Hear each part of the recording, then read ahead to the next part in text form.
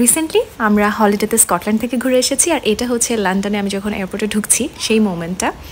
So এটা হচ্ছে lounge, এটা প্লাজা প্রিমিয়াম লাউঞ্জ, এটা হিথ্রো এয়ারপোর্টের টার্মিনাল 4 and 5 দুটোতেই আছে। সো এই যে সুন্দর ভিউ, আর এখানকার খাবার আমাদের বাঙালি টেস্ট বাডের সাথে মোটামুটি যায় অন্যান্য লাউঞ্জগুলোর তুলনায়। সো আপনারা চাইলে মানে প্রয়োজন পড়লে কিন্তু ট্রাই করতে পারেন।